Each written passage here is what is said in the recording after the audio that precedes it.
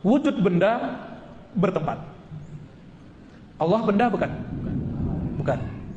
Wujud Allah bukan benda. Maka wujud Allah tidak Nah, gitu rumusannya. Sebelum ada arasy, Allah ngapain? Nganggur. Katanya Allah mesti bertempat. Terus di mana Allah? Kan repot kan? Umpamanya nih, umpamanya nih. Gelas ini ada di meja. Sebelum meja ada, gelas ada di mana?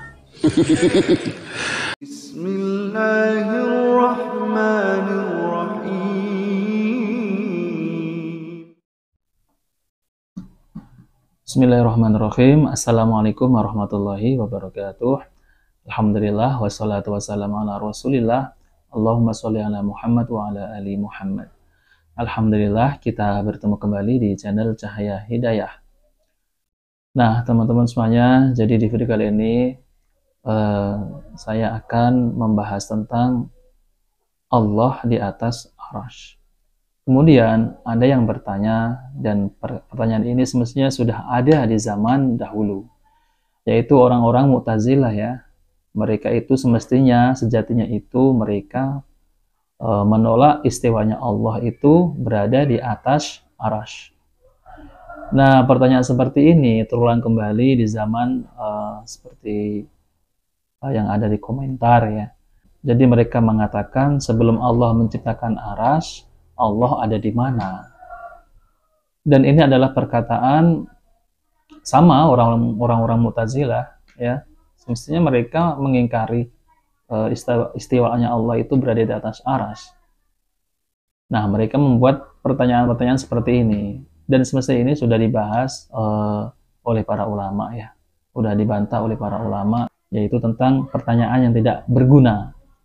Nah, oke teman-teman semuanya. Jadi saya akan mengambil ilmu yaitu dari Ustadz Abu Haidar As-Sundawi, yaitu tentang di mana Allah sebelum menciptakan arasy. Nah, oke teman-teman semuanya, mari kita simak penjelasan beliau, dan ini adalah ilmu yang sangat bermanfaat. Nah, oke, mari kita dengarkan ya. Di manakah Allah sebelum menciptakan arasy? Hadza su'al la yanfa'. Pertanyaan ini tidak bermanfaat. Yang kedua itu pertanyaan kalangan aqlaniyun Mu'tazilah di zaman baheula untuk mengingkari istiwanya Allah di atas arsy. Loh, kalau umpamanya Allah ada di atas arsy sebelum arsy ada, Allah di mana? Itu kan pertanyaan. Untuk apa? Untuk mengingkari keberadaan Allah di atas arsy. Itu inti pertanyaan itu. Ya, kita jawab bahwa Allah di atas arsy itu untuk menunjukkan ketinggian Allah di atas seluruh makhluknya, tanpa menempati makhluknya. Kita sudah jelaskan di atas langit yang 7 ini ada air. Di atas air ada kursi, di atas kursi ada air lagi, di atas air ada arsy Allah, dan di atas arsy tidak ada makhluk apa-apa.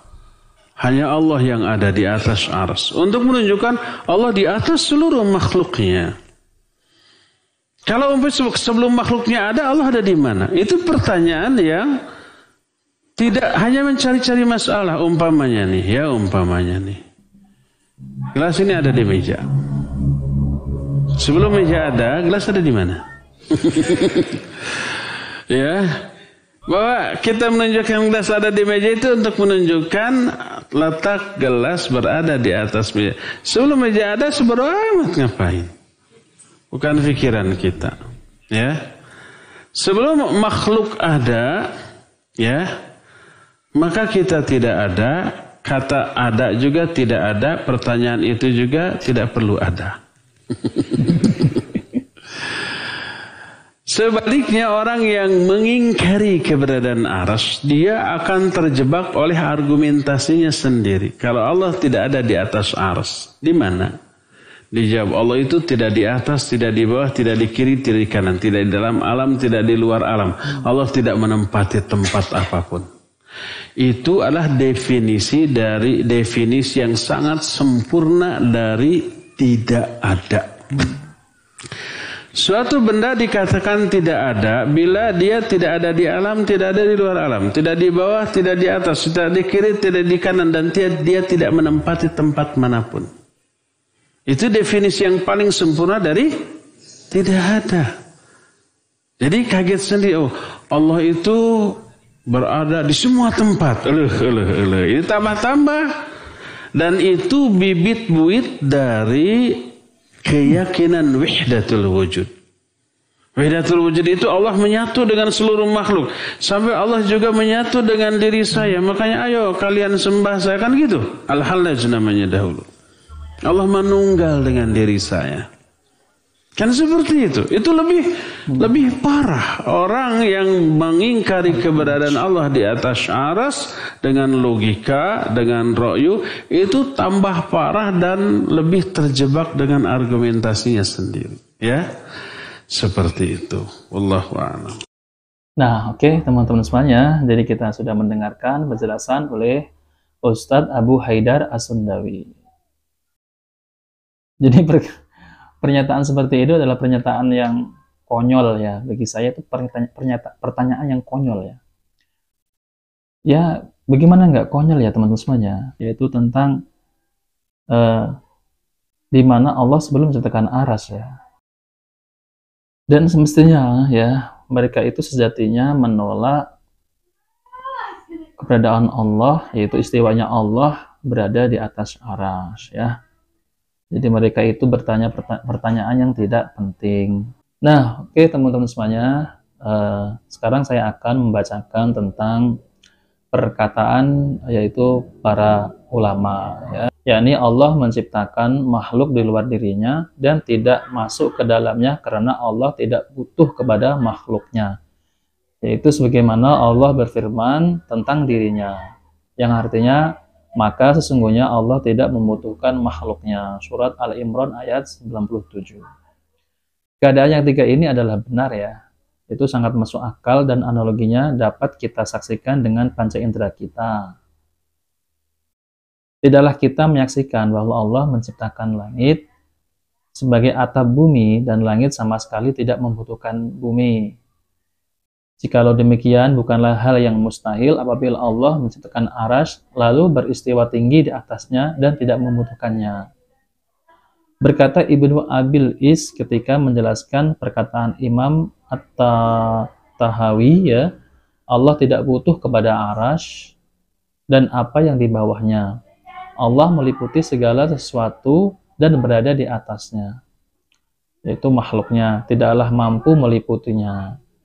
Syekh mengucapkan ucapan ini untuk menjelaskan bahwasanya Allah menciptakan arsy dan beristiwa tinggi di atasnya bukan karena butuh kepadanya, namun baginya hikmah yang menuntut hal itu.